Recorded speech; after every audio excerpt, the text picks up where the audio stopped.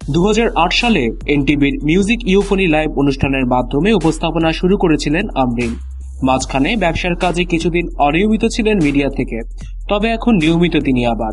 Bangladesh premier league BPL এর চতুর্থ আসরে উপস্থাপনা করে বাজিমাত করেছেন।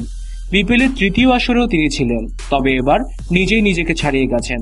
বিপিএল এর উপস্থাপনা করে দেশে তো বটেই, আন্তর্জাতিকভাবেও পরিচিতি পেয়েছেন তিনি। বিদেশি চ্যানেলেও উপস্থাপনায় দেখা গেছে আমরিনকে। এই নিয়ে আমরিনের উচ্ছ্বাসের কমতি ছিল না।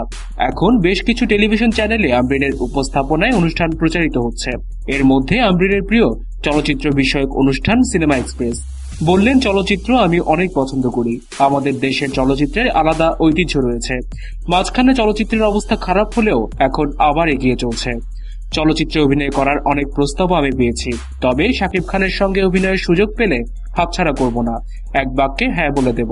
তবে উপস্থাপনা আমার জীবনের প্রধান লক্ষ্য, এটা আমি সবসময় বলি। এখন সামনের দিনগুলোর জন্য অপেক্ষা করছেন আমরিন। নতুন বছরে আমরিনকে হয়তো দেখা যেতে পারে শাকিবের বিপরীতে নতুন কোনো ছবির নায়িকা হিসেবে। এলটিভির সাথে থাকার জন্য সবাইকে ধন্যবাদ। বিনোদন জগতের সর্বশেষ সব খবরের আপডেট পেতে আমাদের সাবস্ক্রাইব করতে ভুলবেন না।